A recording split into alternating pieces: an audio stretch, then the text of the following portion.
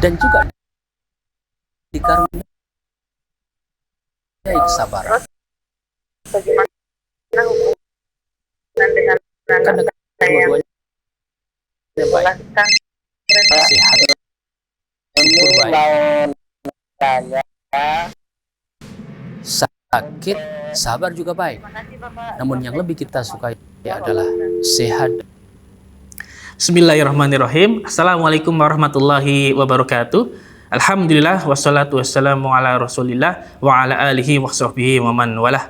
Ikut Islam, a'azani Allah wa yakum, para pemirsa Fatwa TV dan juga para pendengar radio yang dimanapun Anda berada.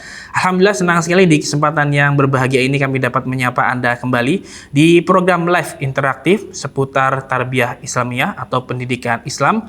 Dan program ini dipemateri oleh guru kita Al-Ustadz Nafi Zainuddin LC MHI Hafizahullahu Ta'ala. Salawat serta salam semoga tercurahkan kepada suri toleran kita Nabi Muhammad Sallallahu Alaihi Wasallam beserta para keluarganya, para sahabatnya, juga para pengikutnya hingga akhir zaman nanti. Allahumma amin. Ikuti Islam, azani Allah wa yakum. Kami informasikan juga kepada Anda untuk live interaktif ini kami dirilai oleh beberapa stasiun radio.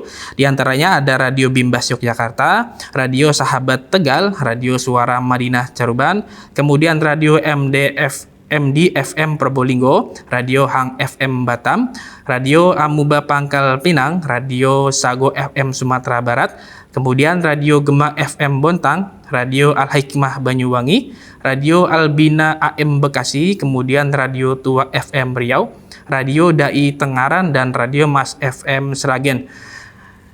Dan kami informasikan kembali untuk Anda yang ingin mengajukan pertanyaan, Anda bisa menghubungi layanan telepon kami di 021 2123 2333 dan nomor telepon kami tertera di layar kaca Anda saat ini.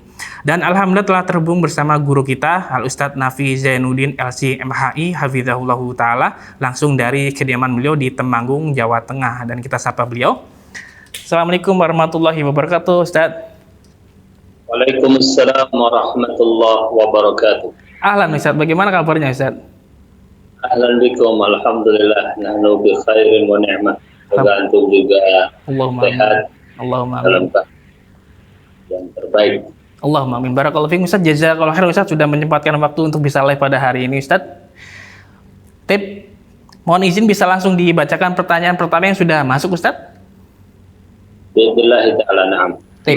Kita bacakan pertanyaan pertama di kesempatan kali ini dari Ulfah Husniyah di Ogan Komering, Ulu Timur, Sumatera Selatan. Bismillah, Ustadz mohon izin bertanya, jika orang tua tidak sanggup membiayai pembayaran untuk biaya masuk pondok pesantren, sedangkan saya sangat ingin sekali masuk pondok pesantren. Jika melihat di zaman dahulu banyak orang soleh yang ketika tidak memiliki uang, mereka memilih mengabdi kepada sang guru. Lalu, apakah hal demikian tersebut bisa dilakukan di zaman sekarang ya Ustadz? Tidak memiliki biaya, namun berusaha mengabdi di tempat dia menuntut ilmu. Mohon nasihatnya Ustadz, jazakallahu khairan. Alhamdulillah wahdah wa nusalli wa nusallim ala man la nabiyya ba'dah. Alhamdulillah, kita senantiasa bersyukur kepada Allah Subhanahu wa Ta'ala pada kesempatan kali ini kita bisa bertatap muka kembali dalam kajian tarbiyah Islamiyah. Satu pertanyaan dari kita di Sumatera tentang semangat beliau hafizahullahu ta'ala untuk menuntut ilmu, tapi ada kesulitan dari sisi pembiayaan. Sebuah tekad, insya Allah Subhanahu wa Ta'ala akan berikan jalan. Maka pada kesempatan ini kita mohon kepada Allah Subhanahu wa Ta'ala agar Allah Subhanahu wa Ta'ala membukakan jalan untuknya untuk bisa menuntut ilmu, dan Allah Subhanahu wa Ta'ala jadikan niatnya adalah niat yang mendapatkan kesempatan dan ridha Allah Subhanahu wa Ta'ala. Apa yang dirasakan oleh saudari kita di Sumatera sesungguhnya dirasakan juga oleh banyak. Memang pada zaman Rasul Shallallahu Alaihi Wasallam mereka berbondong-bondong menuju Rasulullah Sallallahu Alaihi Wasallam. Maka kita mengenal dengan ahlus suffah, yaitu orang-orang yang tidak punya harta, tidak punya keluarga, akan tapi mereka mempunyai tekad untuk menuntut ilmu. Mereka datang kepada Rasul Sallallahu Alaihi Wasallam, dan kita tahu bahwasanya Rasul Sallallahu Alaihi Wasallam adalah seorang yang sangat menyambut orang-orang yang menginginkan mendapatkan petunjuk berupa ilmu dari beliau, ya, karena memang tugas beliau alaihi salatu wassalam memberikan ilmu kepada mereka, ya. Zakihim wa yu'allimuhumul kitab wal hikmah, ya. Maka ahlus suffah itu berada di sisi masjid dari Masjid Nabawi Sallallahu Alaihi Wasallam. Di antara mereka yang sangat terkenal adalah Abu Hurairah radhiyallahu taala anhu, dan kita tahu bagaimana kisah keprihatinan Abu Hurairah. Nah, bagaimana dengan zaman sekarang, ya? Apakah bisa seperti itu? Ya, kalau ditanya bisa atau tidak bisa, maka jawabannya bisa, karena tidak ada perbedaan, ya, antara masa dan masa. Apa yang terjadi di masa lalu bisa saja terjadi di masa sekarang untuk kondisi yang seperti itu, ya. Maka semoga Allah Subhanahu wa taala membuka jalan. Mungkin kalau ada informasi dari Fatwa TV, insya Allah juga bisa disampaikan kepada dari kita di Sumatera ini, ya. Seperti pesantren saya khusus ikhwan, ya, bukan untuk akhwat, ya. Tapi banyak pesantren-pesantren yang alhamdulillah, ya, membuka jalur beasiswa.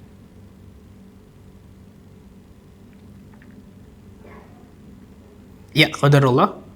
Ustaz masih monitor? Ya, qadarullah terputus karena ada gangguan sinyal. Kita coba kembali. Apakah masih terhubung dengan Ustaz? Nah, Ustaz. Assalamualaikum, Ustaz. Ya, qadarullah nampaknya terjadi gangguan sinyal para pemirsa. Iya, baik. Ketua Islam azani Allah wa yakum, kami informasikan untuk Anda untuk live interaktif ini untuk program Tarbiyah Islamiyah atau Pendidikan Islam yang di pemateri Al-Ustadz Nafi Zainuddin LC MHI hafizahullah taala, dan kami informasikan untuk live interaktif di Fatwa TV insya Allah untuk besok Rabu sore jam 16.00 pembahasan live interaktif fikih ibadah yang di pemateri Al-Ustadz Anas Burhanuddin LC MA hafizahullah taala, dan dilanjut pukul 20.00 waktu Indonesia Barat pembahasan konsultasi keluarga dengan Al-Ustadz Dr. Syafiq Riza Basalamah. Dan di hari Kamis kami informasikan kembali untuk live interaktif di Fatwa TV pukul 16.00 waktu Indonesia Barat pembahasan tentang mengenal akhlak Rasulullah SAW di pemateri Al-Ustadz Dr. Sufyan Baswedan MA hafizahullah, dan dilanjut pukul 20.00 waktu Indonesia Barat dengan pembahasan Jalan Lurus Akidah, dengan pembahasan jalur akidah pemateri Al-Ustadz Dr. Abdullah Roy hafizahullah. Dan kami coba kembali sambungkan dengan Al-Ustadz Nafi Zainuddin. Assalamualaikum Ustadz. Assalamualaikum Ustadz. Waalaikumsalam warahmatullahi, ya. Ya, sudah terhubung kembali Ustadz, ya. Baik, ya. Baik Ustadz. Tafadhol maskur Ustadz. Saya lanjutkan, ya. Ya. Nah, jadi kita tetap mengingatkan adanya nasihat dari Al-Imam Asy-Syafi'i rahimahullahu taala di dalam masalah ilmu ini atau talabul ilm, bahwa beliau menyatakan ada 6 hal. Yang pertama adalah zakahun, kecerdasan, ya, kemampuan untuk memahami ilmu, untuk cepat belajar. Kemudian yang berikutnya adalah hirsun, yaitu semangat, ya, di dalam talab, ya. Segala sesuatu yang berkaitan dengan talab dia berusaha melakukannya dengan semangat. Kemudian ijtihad artinya adalah sungguh-sungguh, ya. Sungguh-sungguh dalam arti dia tidak merasa lelah, ya. Kemudian yang berikutnya adalah bulghah. Ini yang berkaitan dengan bekal, artinya memang butuh bekal menuntut ilmu. Bahkan Imam Syafi'i rahimahullahu taala sampai menjual barang-barangnya, dan sebagian ulama dikatakan sampai tidak bersendal karena semuanya dijual untuk menuntut ilmu. Itu memang dilakukan oleh para ulama-ulama kita dahulu. Kemudian sohbatu ustadzin, ya, menemani seorang ustadz atau bersama seorang ustadz, ya, mendapatkan talaki dari seorang ustadz atau seorang syekh yang mumpuni di dalam masalah ilmu.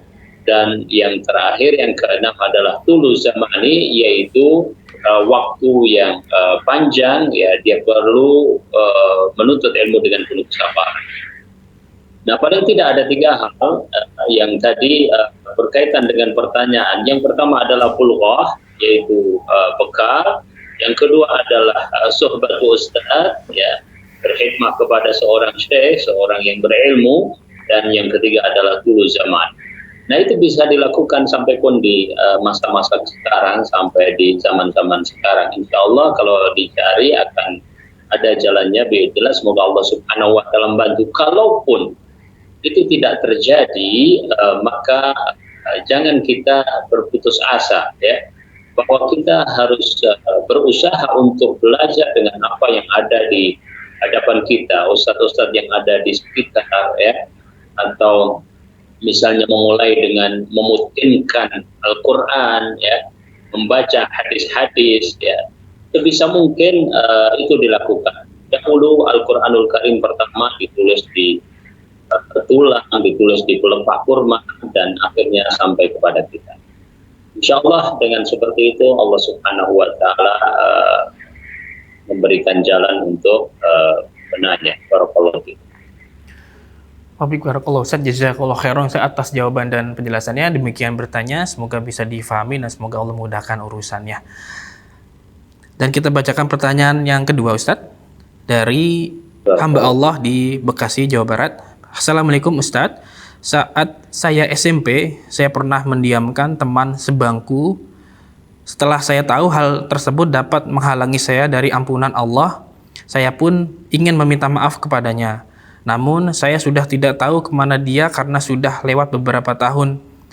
Bagaimana ya Ustadz solusinya untuk bertobat dari hal demikian? Mohon nasihatnya Ustadz. Jazakallahu khairan.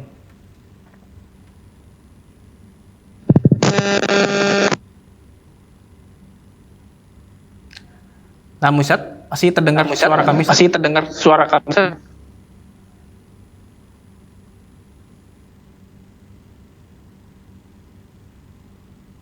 Iya. Iya. Ya, apakah masih terdengar suara kami? Apakah masih terdengar suara kami, Ustaz? Ya, di sini kami tidak mendengar suara Ustaz qadarullah. Mendengar suara Ustaz qadarullah.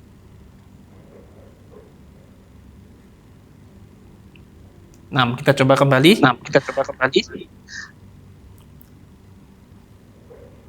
Ya. Ya, masih belum terdengar suaranya.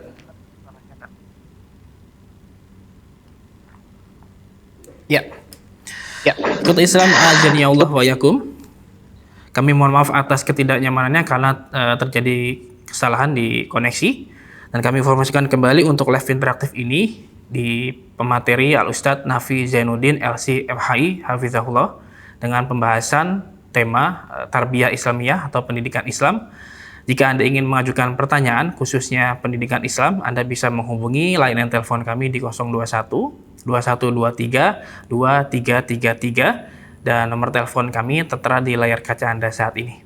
Dan kita masih terus mencoba menghubungi Ustadz kembali. Apakah sudah terhubung? Ya, sepertinya masih ada gangguan. Ya, ikuti Islam kami mohon maaf atas ketidaknyamanannya. Ya, Assalamualaikum Ustaz. Waalaikumsalam warahmatullahi wabarakatuh. Alhamdulillah sudah terhubung kembali Ustaz. Terkait pertanyaan tersebut Ustaz, dari hamba Allah di Bekasi, apakah perlu diulang Ustaz atau sudah di Atau mengulang ya. Nah, pertanyaan kami ulang Ustaz dari hamba Allah di Bekasi. Assalamualaikum Ustaz. Saat saya SMP, saya pernah mendiamkan teman sebangku. Setelah saya tahu hal demikian dapat menghalangi saya dari ampunan Allah, saya pun ingin meminta maaf kepadanya. Namun saya sudah tidak tahu kemana dia karena sudah lewat beberapa tahun. Bagaimana solusinya ya Ustadz? Bertobat dari hal demikian. Mohon nasihatnya, jazakallahu khairan. Baik. Alhamdulillah wassalatu wassalamu ala Rasulillah. Tentang ditundanya maghfirah Allah Subhanahu wa taala untuk dua orang yang berselisih hingga mereka menyudahi perselisihan itu. Ya, hal-hal yang seperti ini dan berkaitan dengan barangkali yang lebih luas adalah kezaliman kepada orang lain, ya, karena tidak disebutkan kenapa dia mendiamkan dan sebagainya, karena ada perkara-perkara yang kaitannya dengan diniyah dan ada perkara-perkara yang kaitannya dengan duniawiyah. Adapun dalam perkara-perkara duniawiyah, Rasul Shallallahu Alaihi Wasallam menjelaskan di dalam sebuah hadis bahwasanya la yahillu li muslimin an yahjura akhahu fawqa thalathi layalin yaltaqiyani fa yu'ridu hadha wa yu'ridu hadha wa khairuhum alladhi yabda'u bis salam. Ya, tidak halal bagi seorang untuk saudaranya lebih dari 3 malam ya bertemu, akan tapi tidak saling menyapa, tapi saling berpaling. Dan yang paling baik dari keduanya adalah yang memulai dengan salam. Berkaitan dengan perkara yang seandainya terjadi kezaliman, maka bagaimana menyelesaikan kezaliman itu, khususnya pada saat orang yang merasa terzalimi sudah tidak mampu kita hubungi, ya. Sedangkan kita mempunyai husnul niyah, ya. Husnul niyah ini insya Allah Ta'ala menjadikan seseorang akan terbebas dari tanggungan-tanggungan kezaliman apabila dia benar-benar berazam untuk menyelesaikannya. Kaitannya dengan berbuat kezaliman kepada orang lain apabila berkaitan dengan barang yang diambil misalnya, maka dia harus menyelesaikannya. Dia harus berusaha untuk mengembalikan barang yang diambil itu. Itu yang pertama. Yang kedua, kalau berkaitan dengan istihlal itu artinya minta dihalalkan, ya. Kita ingin minta maaf karena menzalimi teman, saudara atau siapapun, maka istihlal itu hendaknya dilakukan apabila memang mungkin dan bisa dilakukan dan tidak menimbulkan mudarat yang lebih besar atau kemungkaran yang lebih besar. Kadang-kadang orang misalnya ghibah, ya, kemudian dia ingin minta istihlal, tetapi justru menjadikan mudarat atau kemungkaran yang lebih besar karena saudaranya tidak menerima ketika dia mengungkapkan bahwa dirinya minta maaf atas ghibah yang dilakukannya, ya, maka istihlal dalam kondisi tersebut tidak dilakukan. Kemudian yang ketiga, bagaimana apabila tidak mungkin istihlal itu dilakukan, maka hendaknya dia melakukan kebaikan untuk orang yang dizalimi tersebut, ya. Kebaikan-kebaikan apa saja. Yang keempat, bahwa kebaikan-kebaikan itu hendaknya, ya, adalah kebaikan-kebaikan yang dinilai sepadan dengan kezaliman yang diterima. Nah, misalnya seorang ghibah, maka yang sepadan dengan itu adalah dia menceritakan kebaikan orang tersebut di hadapan orang lain misalnya.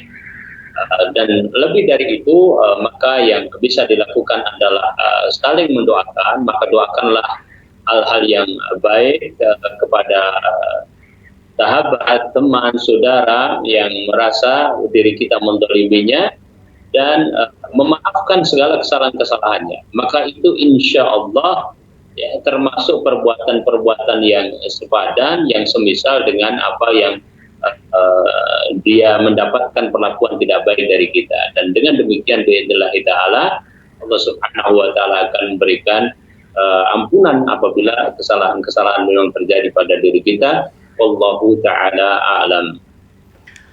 Baik Ustaz, jazakallahu khairan wa barakallahu fikum atas jawaban dan penjelasannya. Demikian bertanya, semoga bisa difahami. Ikut Islam, a'azani Allah wa yakum, kami mengundang Anda untuk berpartisipasi. Anda bisa menghubungi layanan telepon kami di 021 2123 2333. Dan kepada Ustaz, mohon izin bisa dibacakan pertanyaan berikutnya Ustaz dari Ahmad di Pasuruan, Jawa Timur. Bismillah. Ahsani Allah wa yakum Ustaz.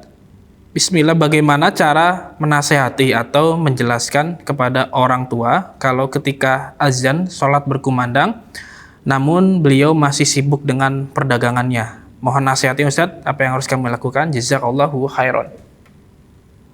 Nah, baik. Alhamdulillah wassalatu wassalamu ala Rasulillah.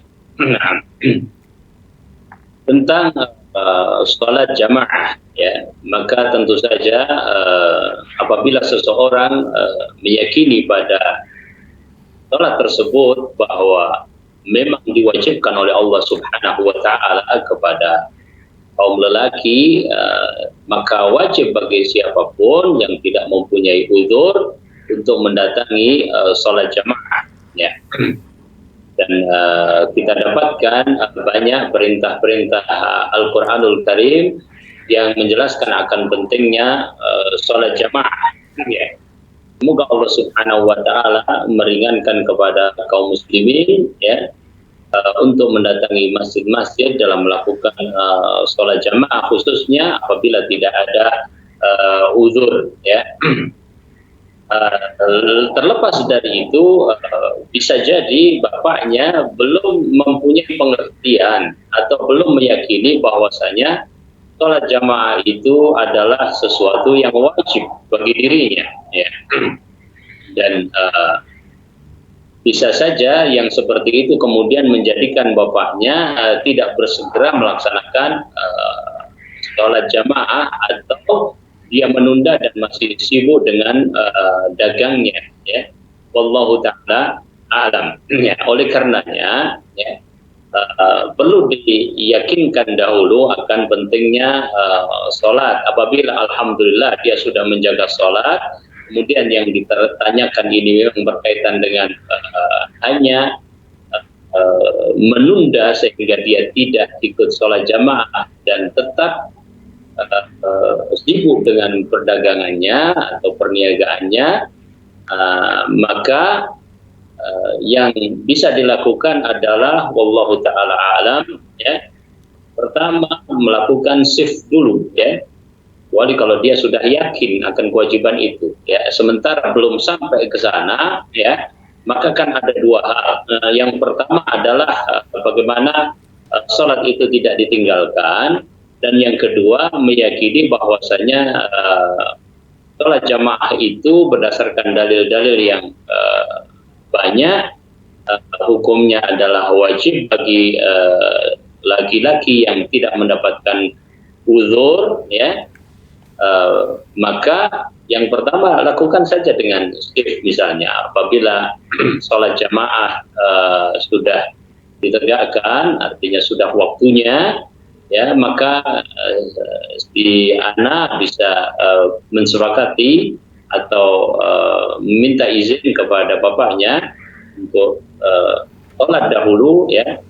Kemudian nanti segera dia menggantikan bapaknya.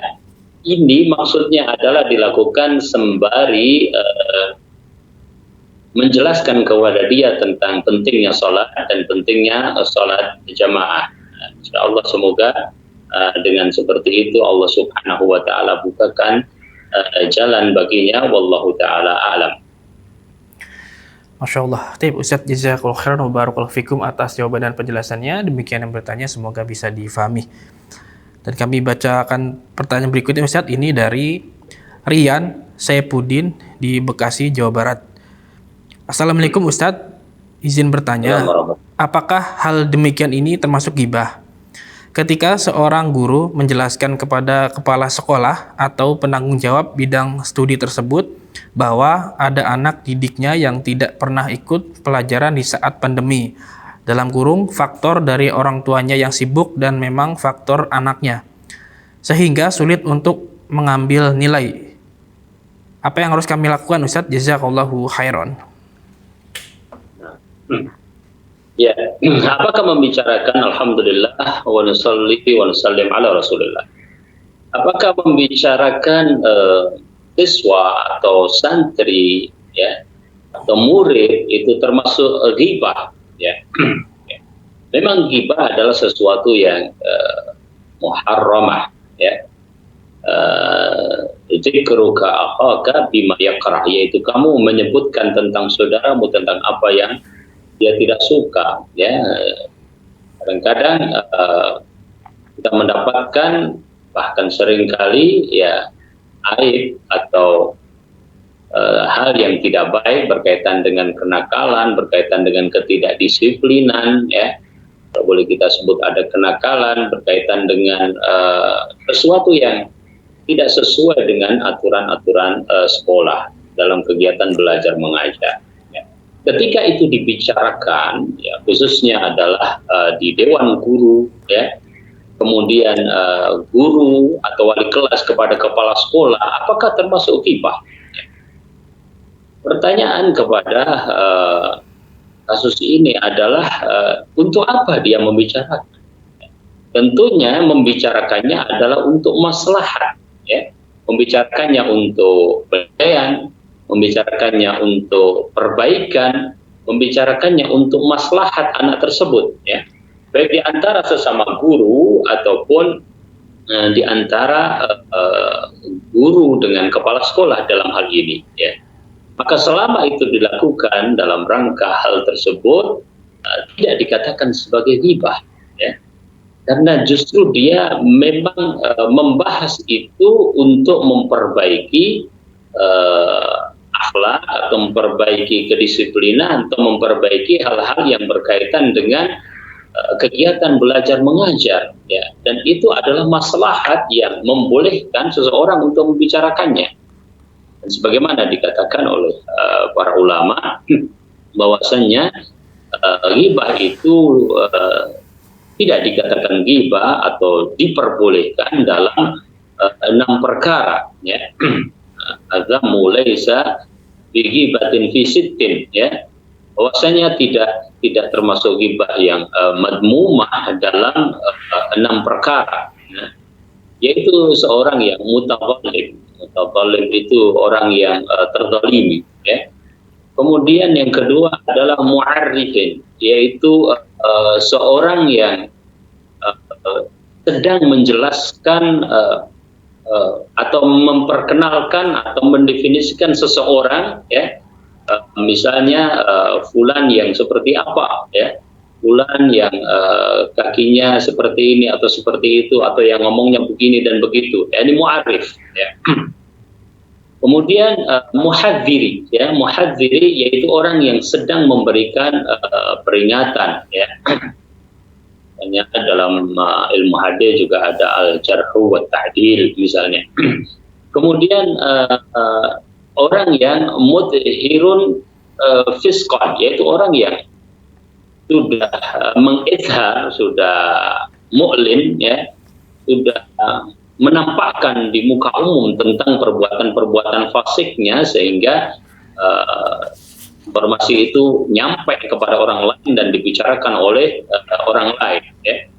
Kemudian yang kelima adalah mustaftin, yaitu orang yang meminta fatwa, dan yang keenam adalah man talaba al-i'anata ala izalati munkari, ya.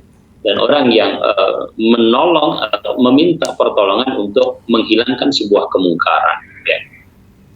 Jadi hal-hal yang terjadi pada anak tersebut tentang yang tidak baik, yang tidak sepantasnya, yang dibicarakan dalam rangka untuk maslahat dirinya, dalam rangka untuk penilaian, perbaikan, ya, dan maslahat kembali kepada siswa tersebut, maka insyaallah ta'ala, dan itulah yang memang dikatakan oleh para ulama biidznillah, yaitu bukan termasuk ghibah. Wallahu taala alam. Baik Ustaz, insyaallah jazakallahu khairan wa barakallahu fikum atas jawaban dan penjelasannya. Demikian bertanya, semoga bisa difahami. Ikuti Islam, a'azani ya Allah wa yakum. Kami kembali mengajak Anda untuk berpartisipasi. Jika Anda ingin mengajukan pertanyaan khususnya tentang pendidikan Islam, Anda bisa menghubungi layanan telepon kami di 021 2123 2333 dan nomor telepon tersebut tertera di layar kaca Anda saat ini. Dan kita bacakan pertanyaan berikutnya Ustaz dari Ecana Bekasi, di Bekasi Jawa Barat maksud kami. Bismillah, semoga Allah Subhanahu wa taala selalu menjaga Ustadz dan keluarga. Pertanyaan ini cukup panjang Ustadz, namun intinya ini seorang ibu, beliau meminta nasihat bagaimana caranya menasihati anak kami yang kadang sering melawan orang tua, suka memukul kepada ibunya gitu. Bagaimana apa yang harus kami lakukan sebagai orang tua Ustadz untuk menasihati anak tersebut Ustadz? Mohon nasihatnya, jazakallahu khairan. Boleh dibacakan kalau tidak panjang sekali ya. Kasusnya seperti apa? Ustadz.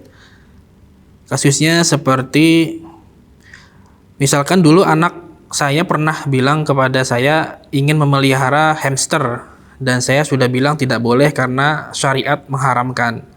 Namun anak saya sampai kelas 3 membeli tanpa sepengetahuan anak. Akhirnya anak marah dan anak kecewa karena anak malah melawan dan memaki-maki. Apa yang harus anak lakukan ya Ustadz? Karena di sini suami membolehkan dengan dalih karena sudah dibeli. Saya sebagai ibu kadang kecewa dan sedih melihat anak saya tersebut. Bagaimana nasihatnya Ustadz? Jazakallahu khairan. Alhamdulillah wassalatu wassalamu ala Rasulillah. Ya. Hal-hal yang berkaitan dengan pendidikan anak atau perolehan anak kita sebenarnya merupakan pembahasan-pembahasan yang umum untuk kita ketahui bersama ya. Seperti misalnya memberikan keteladanan, kemudian meminta kepada Allah Subhanahu wa taala untuk membantu kita di dalam mendidik anak kita ya, kemudian memilihkan teman yang baik dan seterusnya. Insya Allah kita tahu. Kemudian dalam kasus ini wallahu taala alam ya, yang penting untuk dimengerti adalah kesamaan antara orang tua, suami istri, ayah dan ibu di dalam mendidik anak ya. Kalau kita menyepakati akan sebuah kesalahan pada seorang anak, ya, maka kita mempunyai sikap yang sama pada kesalahan tersebut. Jangan misalnya kita sepakat bahwa anak itu salah, tetapi ketika kemudian dinilai salah oleh ibunya, dia minta perlindungan kepada bapaknya dan dia dapatkan perlindungan itu ya. Maka ini menjadi sesuatu yang bias bagi anak. Apakah sesungguhnya yang dia lakukan itu salah atau benar ya. Adapun tentang misalnya ketegasan ya, bahwa seorang ibu ya dalam hal ketegasan misalnya memberikan sanksi lebih berat daripada seorang bapak dalam hal ketegasan, mengenai sanksinya lebih ringan, maka itu insya Allah tidak masalah, karena kadang-kadang sanksi itu bisa efektif dalam satu bentuk dan kurang efektif pada bentuk yang lainnya ya. Tetapi perlu ada kesepakatan bahwa anak itu bersalah dan pantas atau berhak untuk mendapatkan sanksi. Nah, ini yang paling penting ya. Tetapi kalau dia dinilai salah oleh ibunya dan dinilai benar oleh bapaknya, maka ini adalah sesuatu yang tidak baik di dalam masalah tarbiyah. Oleh karenanya perlu yang pertama kali adalah kesepakatan antara bapak dan ibu, suami istri di dalam menilai sesuatu. Sekalipun seandainya pernah satu atau dua kali terjadi bahwa ternyata memang berbeda, maka tidak mengapa mereka membicarakan secara bersama-sama dengan anak itu, ya. Dalam kasus ini misalnya, ya, dalam kasus tadi dia mau beli binatang hamster misalnya, ya. Allah Ta'ala alam, ya, dikatakan oleh para ulama memang yang namanya fa'rah atau tikus atau dalam hal ini termasuk hamster itu memang jenisnya banyak sekali, ya, tetapi hakikatnya adalah ada kemiripan-kemiripan sehingga ya para ulama mempunyai kesimpulan yang sama tentang tahrimi akliha wa jawazi qatliha, yaitu tidak boleh mengkonsumsinya dan boleh membunuhnya, ya karena memang sifat-sifatnya sama dari berbagai jenis tikus itu, wallahu ta'ala alam.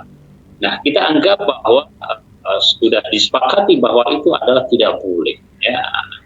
Maka tidak bisa ketika ibu mengatakan tidak boleh kemudian bapak mengatakan boleh dalam hal ini, pasti ini akan menjadi sesuatu yang bias bagi anak, dan dia akan berada di pihak yang melindungi dirinya. Dalam kasus tersebut dia berada di perlindungan bapaknya yang kemudian melawan ibunya, dan ini sangat tidak baik, ya. Tetapi kalau ada kesepakatan antara suami dan istri di dalam hal ini, maka perbedaannya hanya perbedaan masalah sanksi dan bagaimana menyelesaikannya, ya. Dalam kasus ini misalnya bisa diselesaikan dengan dia diberikan pengertian kemudian menggantikan dengan piaraan-piaraan yang lain yang dibolehkan secara syar'i, ya. Bahkan mungkin anak-anak seusia SMP, ya, seusia SMP adalah anak-anak yang tidak langsung menerima instruksi kita, akan tetapi anak-anak yang perlu untuk diajak berbicara, ya, perlu untuk mengerti kenapa kita melakukan ini dan kenapa kita meninggalkan itu. Nah, ini adalah sesuatu yang penting, ya. Oleh karenanya dalam kasus tersebut wallahu ta'ala alam, ya, anak tersebut yang kedua bisa diajak bicara dengan baik-baik, ya. Insya Allah dia akan mengerti, ya, dan insya Allah dia akan bersama dengan ayah dan ibunya, wallahu ta'ala alam. Ustaz, jazakallahu khairan wa barakallahu fikum atas jawaban dan penjelasannya. Demikian bertanya, semoga bisa difahami. Dan kita bacakan pertanyaan kembali Ustaz dari Fauzan Indrata Hayu di Pariaman, Sumatera Barat. Assalamualaikum Ustadz, apa hukumnya ketika anak-anak kita mencium tangan ustazahnya karena anak kami laki-laki? Mohon nasihatnya Ustadz, jazakallahu khairan. Nah. Alhamdulillah wa nusalli wa nusallim ala Rasulillah, ya. Tentu berjabat tangan, ya, antara laki-laki dan perempuan yang bukan mahram adalah sesuatu yang tidak diperkenankan secara syariat, ya. Bahkan pada peristiwa yang sangat penting Rasulullah Shallallahu Alaihi Wasallam, yaitu dalam masalah baiat, tidak menjabat tangan mereka, ya, sahabiyat, ya, para muslimat pada masa Rasul Shallallahu Alaihi Wasallam, ya. Di antara alasan yang sangat mudah untuk kita pahami bahwa memang Allah Subhanahu wa taala ciptakan, ya, laki-laki dan perempuan mempunyai batas-batas tertentu yang kaitannya dengan masalah aurat, kaitannya dengan masalah sentuhan yang mungkin mempunyai rasa syahwat dan yang lainnya, ya. Dan Allah Subhanahu wa taala juga menyebutkan wala taqrabu zina, dan janganlah kalian mendekati perbuatan zina, ya. Maka salah satu di antara yang perlu dijauhi adalah bersentuhan badan, bersentuhan fisik, bersentuhan tangan, termasuk berjabat tangan antara lelaki dan perempuan. Nah, kasus yang semacam ini banyak terjadi di masyarakat. Terus bagaimana? Ya, perlu kita kasih edukasi kepada mereka, ya. Karena penghormatan itu tidak harus, ya, dengan cara-cara tertentu yang kemudian ternyata tidak sesuai dengan syariat. Banyak cara untuk melakukan penghormatan khususnya dari seorang siswa kepada gurunya, ya. Dan insya Allah ini sangat ditekankan oleh Islam dalam masalah penghormatan ini. Ya, bukan berarti kalau kita tidak berjabat tangan maka kita tidak menghormati guru, tidak seperti itu, ya. Justru kita menghormati kepribadian guru, menghormati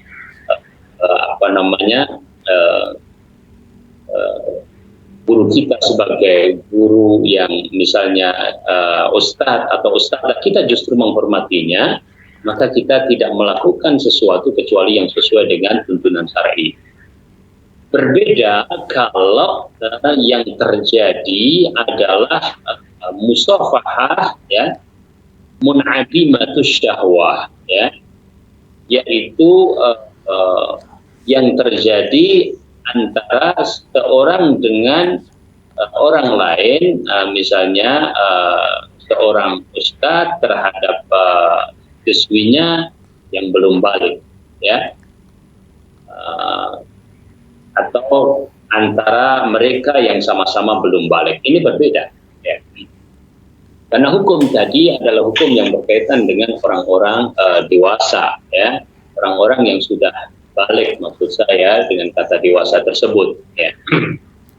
Adapun yang masih kecil, yang masih tauhid atau saghirah, ya, dengan antara mereka atau mereka dengan guru baik laki-laki ataupun perempuan, maka seandainya tidak ada kekhawatiran dalam masalah syahwat, maka itu diperbolehkan. Kita bisa merujuk kepada pendapat para ulama di dalam hal ini, baik di kalangan Hanafiyah, Hanabilah, juga termasuk Syafi'iyah, ya. Selama tadi ya belum balik, ya, kemudian tidak dikhawatirkan adanya syahwat itu, maka tidak masuk atau belum masuk kepada hukum yang diharamkan, berarti masih boleh, ya. Kadang-kadang jabatan seperti itu banyak dilakukan misalnya di siswa-siswi TK, siswa-siswi SD sampai pada usia tertentu, mungkin kalau sudah sampai kelas 5 sudah mulai balik, ya, dan sebagainya, kelas 4 dan seterusnya, ya. Tapi sebelum itu dan selama aman tadi, maka hukumnya masih boleh-boleh saja, ya. Kemudian pada usia-usia mendekati balik, itu berarti muqarib lil bulugh, artinya sudah dekat dengan balik, maka usia-usia tersebut adalah usia-usia yang seharusnya sudah mulai diarahkan ke hukum yang seharusnya, ya. Maka yang ahwaq, yang lebih baik, ya, yang lebih hati-hati, ya, dijauhi, ya, supaya itu sebagai pembiasaan dan sebagai persiapan pada hukum yang seharusnya, ya. Kalaupun terjadi dan dengan kondisi seperti tadi, maka tidak apa-apa, wallahu ta'ala a'lam. Terima kasih jazakallahu khairan wa barakallahu fikum atas jawaban dan penjelasannya. Demikian yang bertanya, semoga bisa difahami. Dan kita bacakan pertanyaan kembali. Pertanyaan dari Muhammad Epi Rashid di Karawang, Jawa Barat. Assalamualaikum Ustadz, bagaimana cara memilih jodoh untuk anak perempuan kita di zaman ini yang dimana serba teknologi? Menurut Islam yang pertama adalah agamanya. Lalu langkah apa lagi yang harus kami lakukan berikutnya sebagai orang tua ya Ustadz? Mohon nasihatnya, jazakallahu khairan.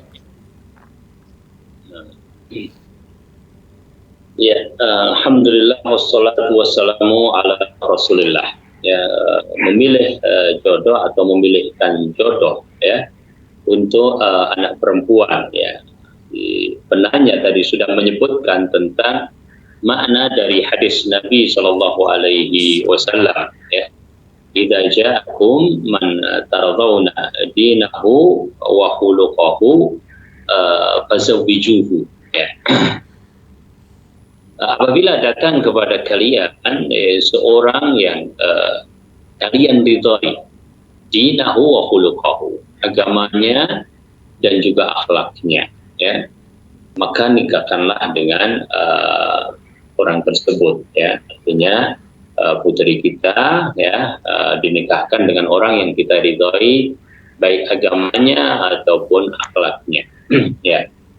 Terus bagaimana setelah itu? Ya, mungkin kita perlu memahami dalam mana yang lebih faktual maksudnya, tetapi tetap pada hadis itu, ya, bahwasanya Rasulullah SAW sudah memberikan ketentuan, dan itu ketentuan terjadi untuk kasus dimanapun dan kapanpun. Artinya yang paling utama dipertimbangkan oleh seorang wali pasti adalah dinahu wa khuluquhu, ya.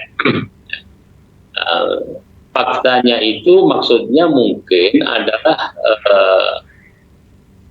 apakah, ya, cukup mengetahui bahwasanya dia seorang muslim, seorang lulusan misalnya pondok pesantren katakanlah, atau seorang yang bergelar di bidang keagamaan, tentu tidak, ya.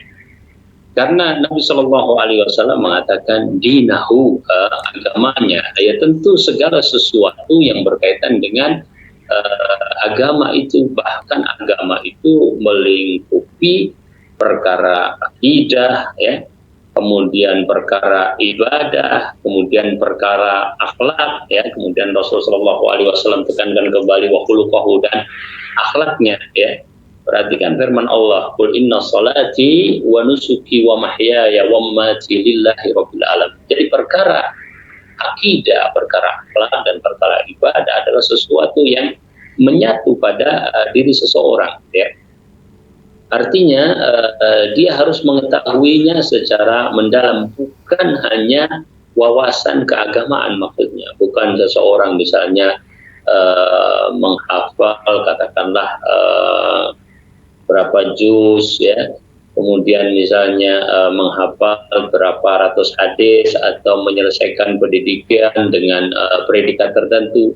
Bukan hanya itu maksudnya. Tetapi apakah kemudian orang yang datang itu memang baik dalam ilmu dan amalnya, ya.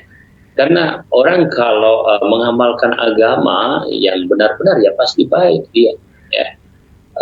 Dia bukan seorang yang berbohong, ya.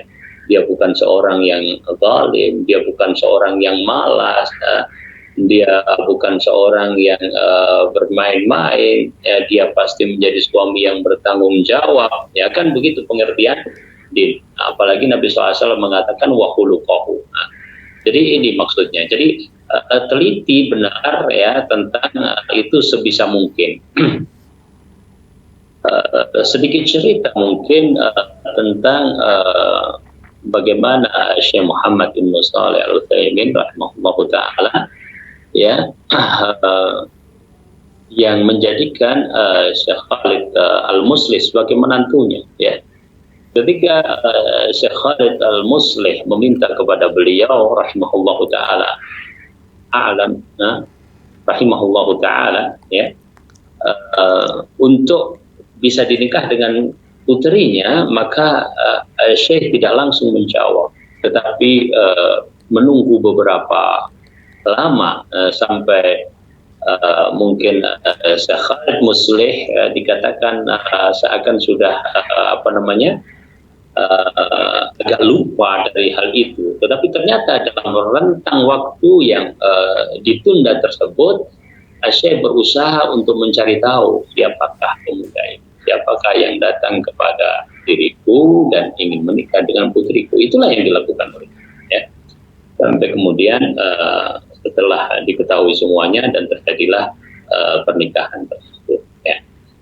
Nah, itu apabila sudah datang. Mungkin di antara yang dimaksudkan di dalam pertanyaannya juga, apakah usahanya cukup menunggu saja? Ya tidak, ya. Sebagaimana terjadi di kalangan para sahabat ridwanu alaihim ajma'in, ya, ya, menyebut tentang seseorang, bahkan meminta seseorang, ya, untuk menikahinya dan seterusnya, ya.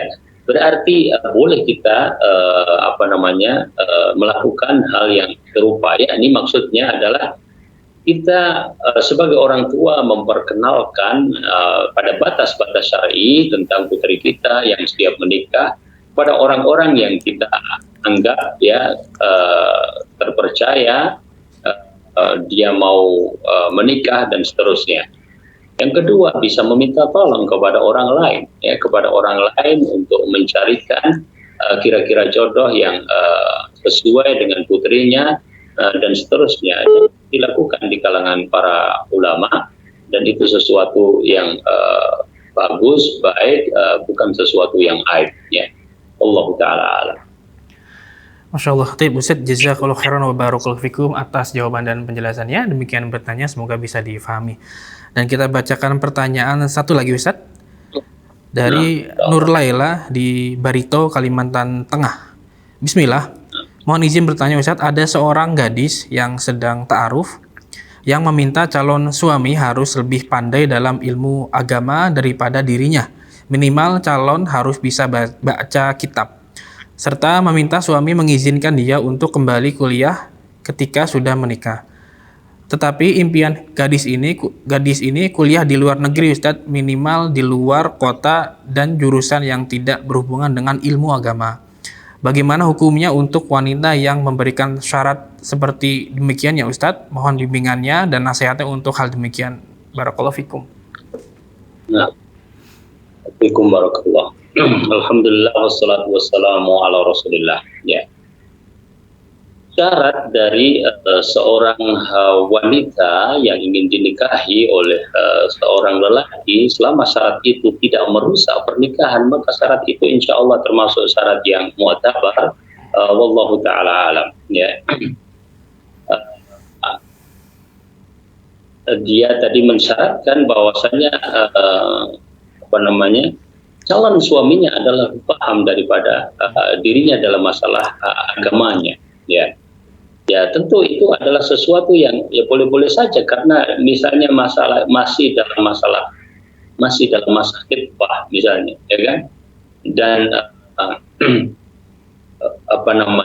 akhwat atau wanita tadi berarti mengujinya misalnya dalam masalah din, tentu bukan karena nafsunya, ya, bukan karena nafsunya, tetapi karena maksud saya adalah demi keutuhan keluarga tersebut istiqomah di atas jalan Allah Subhanahu wa taala. Dan Allah Subhanahu wa taala mengatakan ar-rijalu qawwamuna 'alan nisa'i, ya, bahwa kiwamah, ya, seorang laki-laki, ya, itu adalah kiwamah yang utamanya, ya, dengan din, ya, dengan agama. Bagaimana dia akan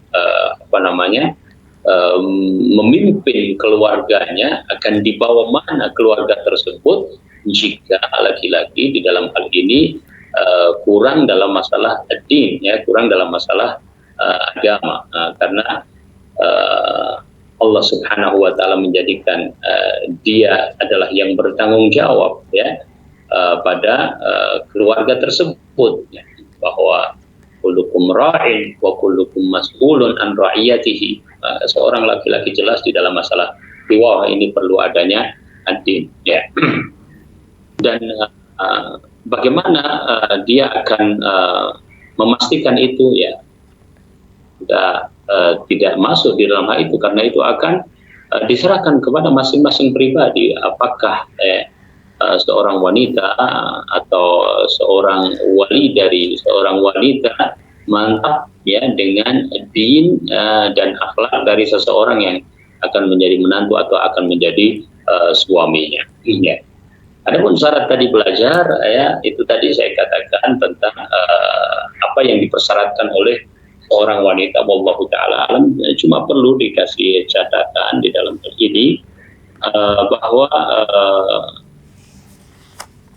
sikap idealis pada wanita tersebut, ya, selama mungkin untuk dilakukan, ya, fabiha wa ni'mah, ya.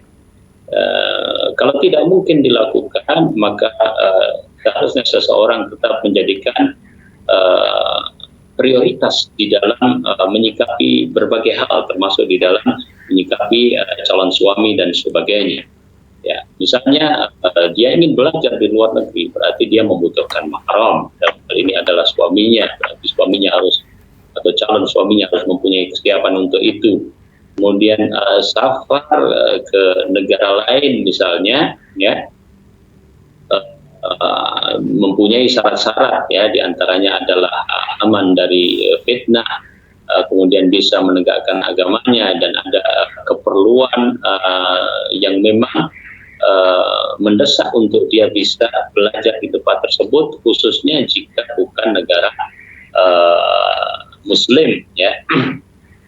Kemudian apabila tidak dilakukan, tadi disebutkan ya minimalnya adalah di luar kota, itu hal yang boleh saja dia menyebutkan di dalam syarat-syarat tersebut, ya. Bahkan belajar ilmu umum, ya, belajar ilmu umum selama itu adalah untuk khidmah Islam dan kaum muslimin baik, tapi kita juga perlu memastikan bahwasanya kaitan dengan ilmu-ilmu agama yang merupakan fardu ain, ya, kewajiban-kewajiban utama, itu pasti harus didahulukan di atas ilmu apapun. Wallahu taala alam. Semoga Allah Subhanahu wa taala memberikan taufik. Barakallahu fiik Ustaz. Jazakallahu khairan Ustaz atas nasihat dan jawabannya. Demikian bertanya, semoga bisa difahami. Dan pertanyaan tersebut adalah pertanyaan terakhir di kesempatan kali ini Ustaz. Terima kasih jazakallahu khairan atas waktu dan ilmunya Ustaz. Semoga Allah taala senantiasa menjaga Ustaz dan juga keluarga.